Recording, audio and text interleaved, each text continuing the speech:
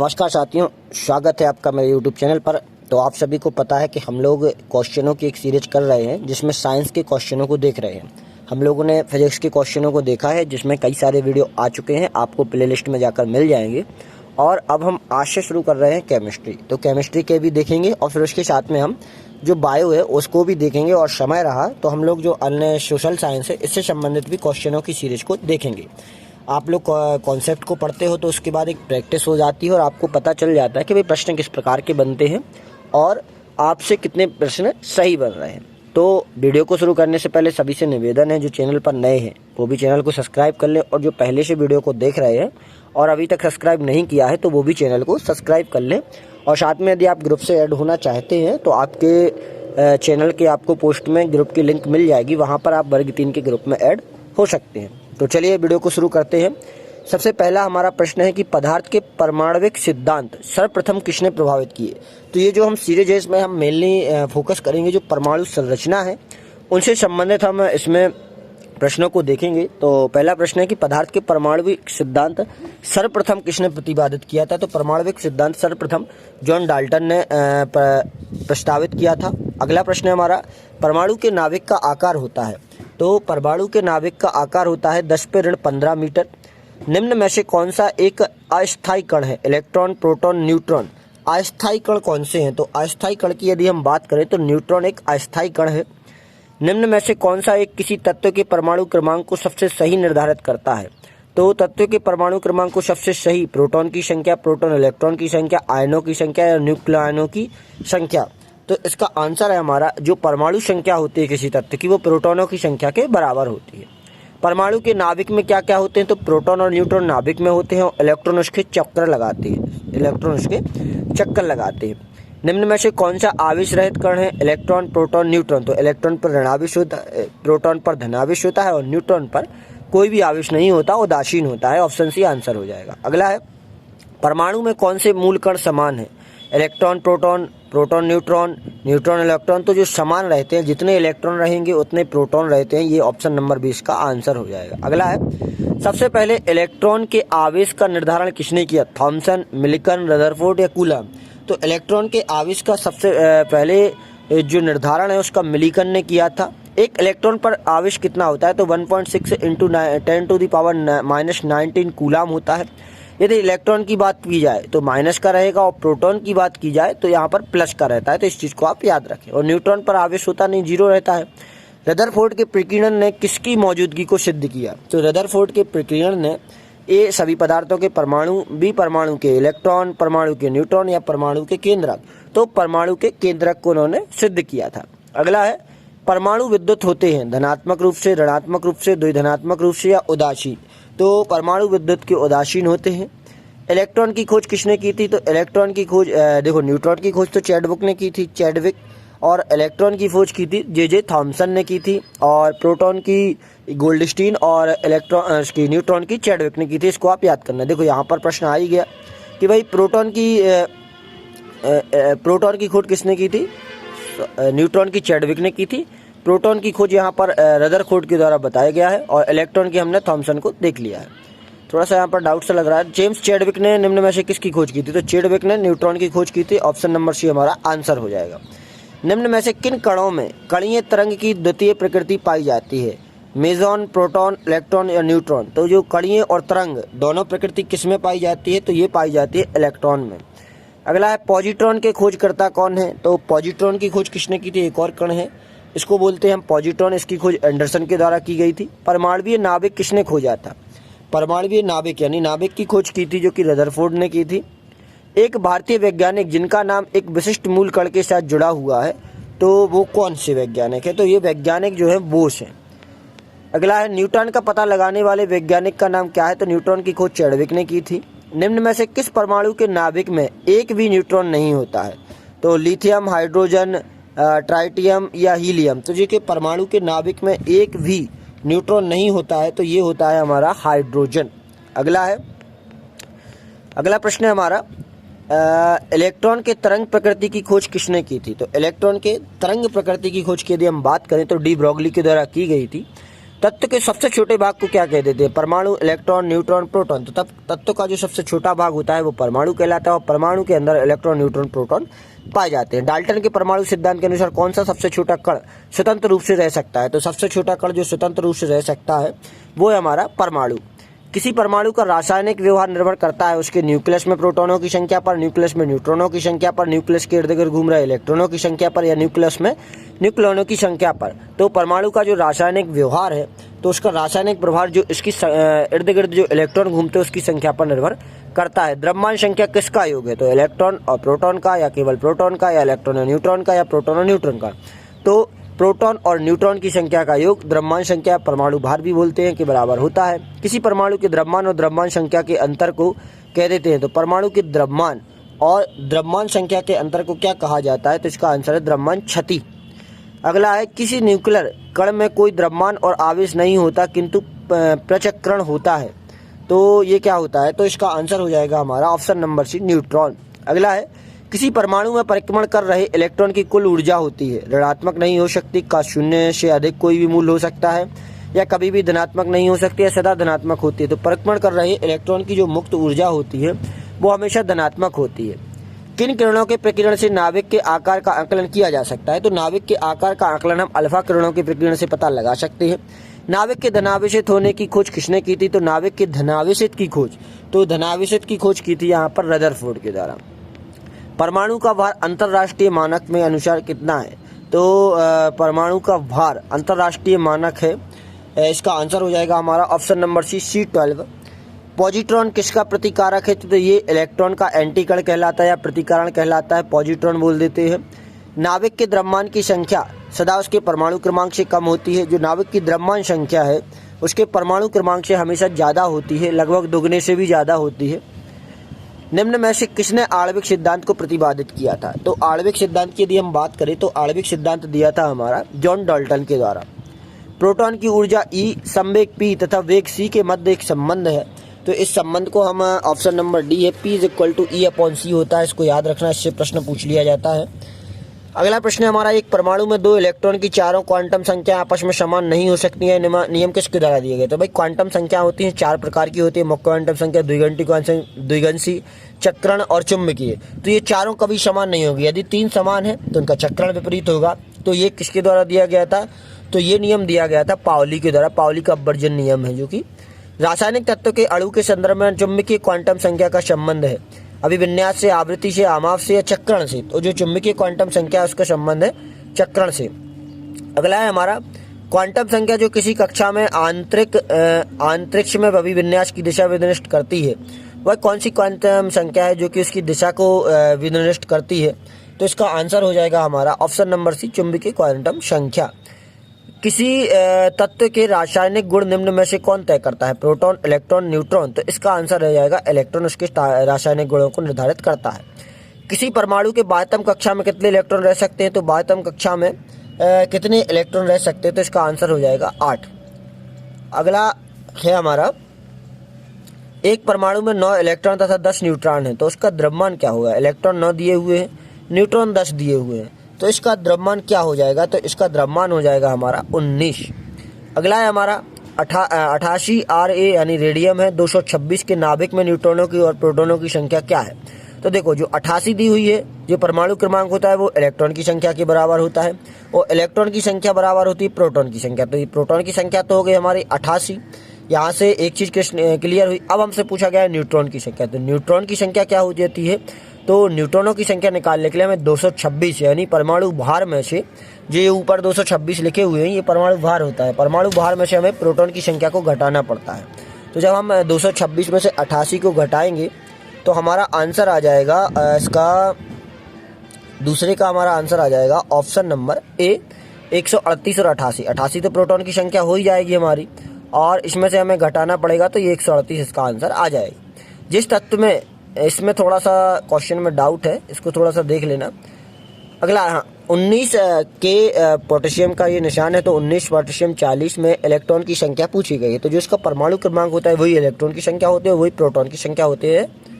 Sir यहाँ पर इलेक्ट्रॉनों की संख्या पूछी गई है, तो चौथे वाले का यहाँ पर आंसर बी दिया हुआ है।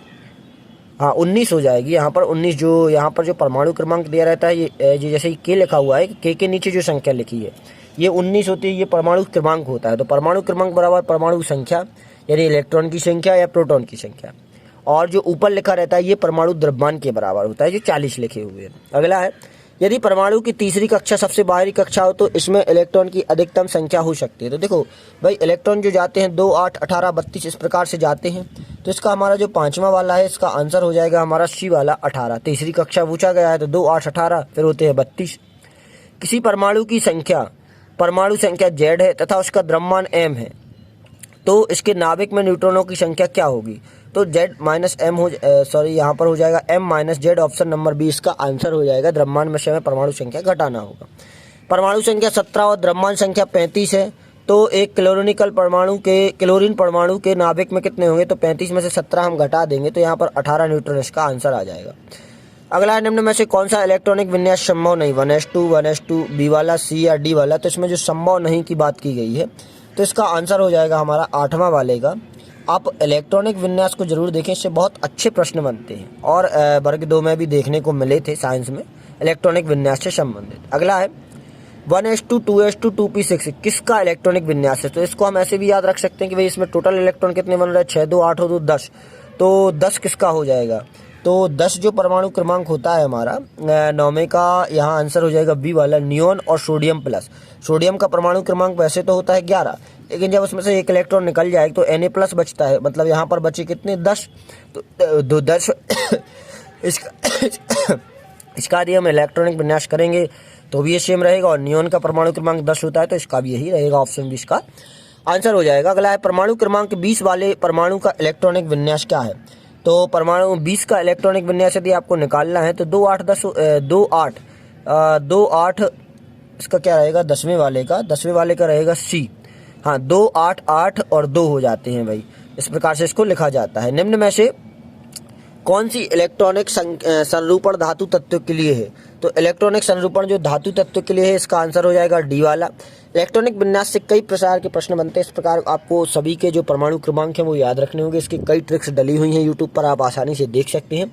तो इनकी ट्रिक्स को याद रखें, परमाणु क्रमांक से, परमाणु द्रव्यमान से, न्यूट्रॉन, प्रोटॉन, इलेक्ट्रॉन और इनके इलेक्ट्रॉनिक विन्यास से कई प्रश्न बन जाते हैं। 13Al27 यानी एल्यूमिनियम की पूछी गई, इसकी इलेक्ट्रॉनिक संख्या के बारे में पूछी गई है। तो इसको हम ऐसे भी देख सकते हैं कि भाई इलेक्ट्रॉन की संख्या किसमें 13 है।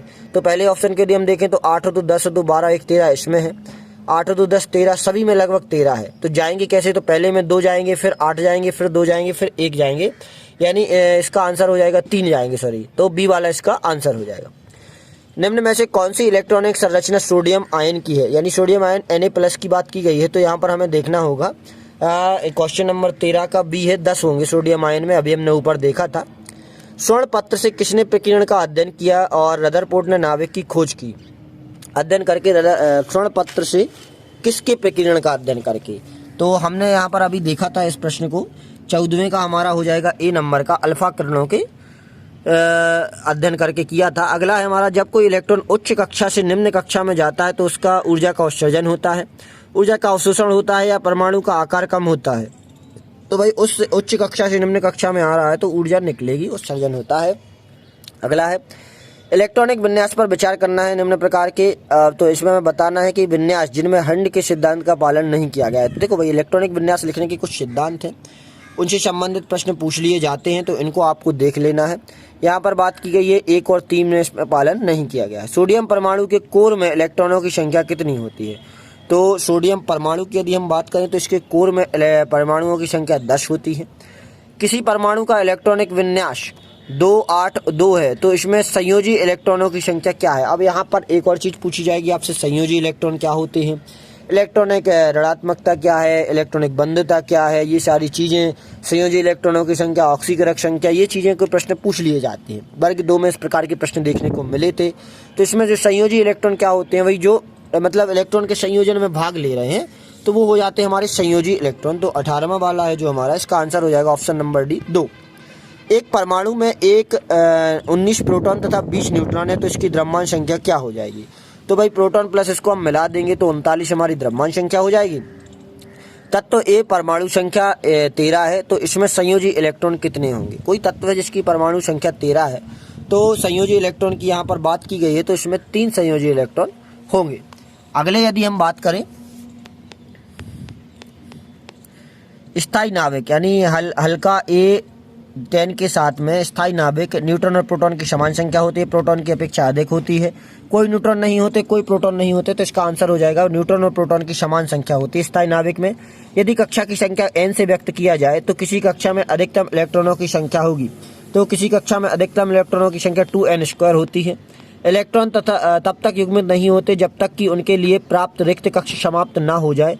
यह नियम कहलाता है, भाई यह नियम क्या कहलाता है, तो ये कहलाता है, ये जो इलेक्ट्रॉनिक विन्यास लिखने के नियम है, हुंस का नियम कहलाता है। जब तक उनके पास रिक्त कक्षाएं हैं तब तक ये संयुग्मन नहीं करते हैं। अनिश्चितता के सिद्धांत हाइजेनबर्ग का अनिश्चितता का सिद्धांत किया था, इन्होंने दिया था। इलेक्ट्रॉन जैसे छोटे कणों की स्थिति तथा वेग का अनुपात का निर्धारण एक साथ नहीं किया जा सकता। ये किसके द्वारा किया गया था, ये हाइजेनबर्ग के अनिश्चितता का सिद्धांत है कि भाई इनके छोटे कणों की स्थिति और वेग का युगपत नहीं किया जा सकता, मतलब एक साथ निर्धारित नहीं किया जा सकता। नाभिक की खोज रदरफोर्ड ने किन कणों की सहायता से की थी, तो अल्फा कणों से की थी।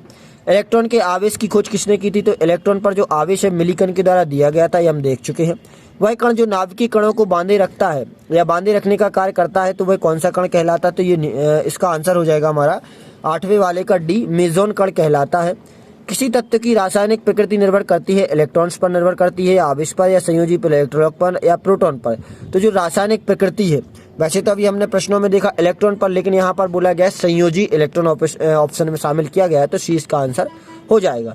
किसी तत्व के रासायनिक गुण निर्भर करते हैं, देखो यहाँ पर देखा गया है, तो रासायनिक गुण क्या निर्भर करते हैं, परमाणु संख्या, परमाणु द्रव्यमान संख्या पर, या परमाणु भार पर।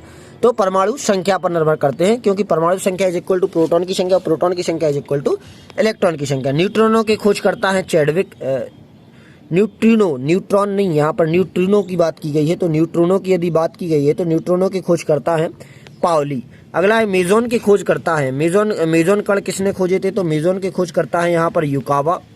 अगला है निम्न में से कौन सा एक क्लोरीन का सही इलेक्ट्रॉनिक विन्यास है। क्लोरीन का होता है 17, तो क्लोरीन का क्या हो जाएगा, पहले 2 जाएंगे, फिर 8 जाएंगे, फिर उसके बाद 7 जाएंगे ना अगली कक्षा में। अगला है रदरफोर्ड के अल्फा कणों ने सबसे पहले दिखाया कि परमाणु में, रदरफोर्ड के अल्फा कणों के माध्यम से हमें पता चला कि परमाणु में नाभिक होता है, ऑप्शन नंबर सी। आणविक कक्षा का अभिविन्यास किससे नियंत्रित होता है, तो आणविक कक्षा का जो अभिविन्यास होता है वो होता है हमारी चुंबकीय क्वांटम संख्या से। एक परमाणु के 3 आधारभूत अवयव कौन से होते हैं, इलेक्ट्रॉन, प्रोटॉन, न्यूट्रॉन, तो इसका आंसर हो जाएगा ऑप्शन नंबर बी। एक धन आयन कार्बन परमाणु के नाभिक में क्या होता है, तो धन आयन परमाणु के नाभिक में क्या हो जाएगा, 6 प्रोटॉन और 6 न्यूट्रॉन रहेंगे। निम्न में से कौन सा एक परमाणु का भाग नहीं है, तो इलेक्ट्रॉन, प्रोटॉन, न्यूट्रॉन तो है, फोटोन इसका भाग नहीं है। जब 2 इलेक्ट्रॉन एक ही कक्षा में होते हैं तो उनमें क्या पाया जाता है, तो जब 2 इलेक्ट्रॉन एक ही कक्षा में होते हैं तो उनमें विपरीत चक्रण पाया जाता है, ऑप्शन नंबर 20 का आंसर हो जाएगा। परमाणु अभाज्य या निम्न में से किसने प्रभावित किया था, तो भाई परमाणु को विभाज्य नहीं कर सकते, ये किसने बताया था, तो ये बताया था डाल्टन के द्वारा। अगला है हमारा किसी तत्व के दूसरी कक्षा में परमाणुओं की अधिकतम संख्या हो सकती है, तो दूसरी कक्षा में 8 होते हैं, ऑप्शन नंबर ए आंसर हो जाएगा। भाई कार्बन का परमाणु क्रमांक 6 और परमाणु भार 12 है, तो इसकी नाभिक में कितने इलेक्ट्रॉन होंगे, तो 6 होंगे।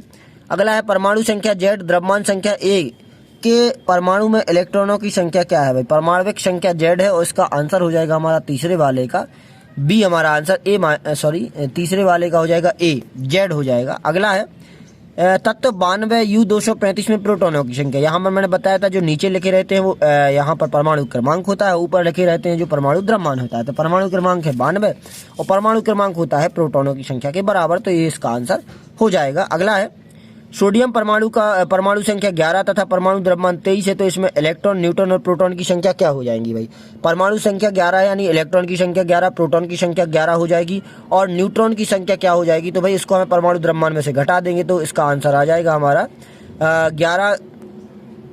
क्या पूछा गया, इलेक्ट्रॉन की संख्या और न्यूट्रॉन की संख्या, तो ये 11, 12, 11, 11, 12, 11, ऑप्शन नंबर डी इसका आंसर हो जाएगा। अगला है 92 U238 में न्यूट्रॉनों की संख्या क्या है, तो यहाँ पर 238 में से 92 घटाए जाएंगे, 146 इसका आंसर आ जाएगा, ऑप्शन नंबर ए। किसी तत्व में परमाणु भार से संबंधित निम्नलिखित कथनों में से कौन सा एक कथन सर्वाधिक उपयुक्त है। परमाणु भार की बात की गई है, तो एक तत्व का परमाणु भाग उस तत्व के परमाणु में उपस्थित प्रोटॉनों और न्यूट्रॉनों का योग है, तो प्रोटॉन और न्यूट्रॉन सही बात है। कौन सा एक कथन सर्वाधिक उपयुक्त है? सर्वाधिक उपयुक्त की बात की गई है। तो द्रव्यमान संख्या के विपरीत एक तत्व का परमाणु भार भिन्न हो सकता है। एक तत्व का परमाणु भार एक पूर्णांक होता है। एक तत्व के सभी परमाणुओं के परमाणु भार समान होते हैं तो नहीं होते हैं। पूर्णांक की बात भी कही गई है तो ऐसा भी नहीं है। द्रव्यमान संख्या के विपरीत एक तत्व का परमाणु भार भिन्न हो सकता है, ये बात बिल्कुल सही है। परमाणु की प्रभावी त्रिज्या होती है, तो परमाणु की जो प्रभावी त्रिज्या होती है वो होती है 10 मीटर। निम्न में से कौन 20 न्यूट्रॉन व 18 इलेक्ट्रॉन वाला कण कौन सा होगा? तो 18 इलेक्ट्रॉन मतलब यहाँ पर 18 उसका परमाणु क्रमांक होगा, 18 आर्गन, बी वाला इसका आंसर हो जाएगा। किसी तत्व का परमाणु संख्या 35 है तथा उसमें इलेक्ट्रॉन 18 है तो उसमें प्रोटॉन की संख्या क्या होगी? तो भाई 18 ही प्रोटॉन होंगे, 20 का आंसर हो जाएगा। अगला है, निम्न में से कौन सा इलेक्ट्रॉन संरूपण धातु तत्वों के लिए होता है? 2 8 2 8 7 2 8 1 2 8 18 2 8 18 2। तो इसका आंसर हो जाएगा हमारा 11वें वाले का डी नंबर का 2 8 18 और 2। किसी तत्व के परमाणु में 2 प्रोटॉन 2 न्यूट्रॉन तथा 2 इलेक्ट्रॉन हो तो उस तत्व की परमाणु संख्या क्या होगी? तो इसको थोड़ा सा देख लेना, थोड़ा सा डाउट है। इसका आंसर हो जाएगा, देखो क्योंकि भाई परमाणु में 2 प्रोटॉन है और 2 इलेक्ट्रॉन है, तो भाई 2 प्रोटॉन और 2 इलेक्ट्रॉन उसकी परमाणु संख्या के बराबर होती है, यानी परमाणु क्रमांक के बराबर होती है। यहाँ ये 4 बता रहा है, थोड़ा सा डाउटफुल है। ऋण आवेशित परमाणु में प्रोटॉनों की संख्या क्या होगी? तो ऋण आवेशित तत्व की परमाणु क्रमांक से अधिक, तत्व के परमाणु क्रमांक से कम, तो कम ही होगी भाई। ऋण आवेशित में प्रोटॉनों की संख्या क्या होगी? तो परमाणु में इलेक्ट्रॉन की संख्या से अधिक, इलेक्ट्रॉन की संख्या से कम होगी यहाँ पर ऋण आवेशित में यदि बात की जा रही है। तो नाभिक की खोज के लिए रदरफोर्ड ने जब धातु के पतले पत्र पर अल्फा कणों की बौछार की तो अधिकांश अल्फा कण धातु की पन्नी को बिना विक्षेपण के पार करके चले गए। सभी अल्फा कण धातु की पन्नी को बिना विक्षेपण के पार किया।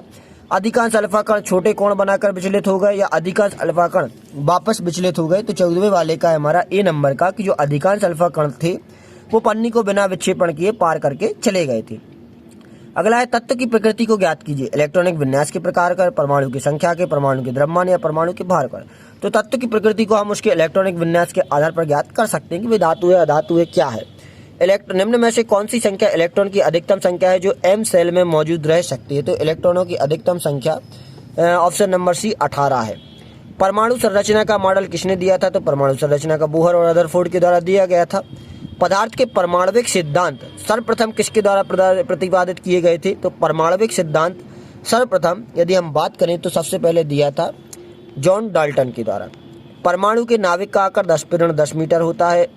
अभी देखा था परमाणु के, अच्छा नाभिक की बात की गई है तो नाभिक का 10 मीटर होता है। निम्न में से कौन सा एक अस्थायी कण है? Electron, proton, neutron. तो ये सभी अस्थायी कण की बात की गई है तो इलेक्ट्रॉन, प्रोटॉन और न्यूट्रॉन। तो इसका आंसर हो जाएगा सी वाला, न्यूट्रॉन एक अस्थायी कण है। इलेक्ट्रॉन और प्रोटॉन यहाँ पर आवेशित कण है। तो यहाँ पर जो हमारे 100 प्रश्न है इस वीडियो के 100 प्रश्न कंप्लीट होते हैं। अगली वीडियो में हम अगले टॉपिक्स को कवर करेंगे। यहाँ पर हमने मेनली जो परमाणु संरचना है उसके टॉपिक्स को हमने कवर किया था। तो आशा करता हूँ आपको जानकारी पसंद आई होगी और वीडियो अच्छी लगी होगी। वीडियो अच्छी लगी हो तो लाइक करें, चैनल को सब्सक्राइब करें और सभी साथियों के साथ शेयर करें। धन्यवाद।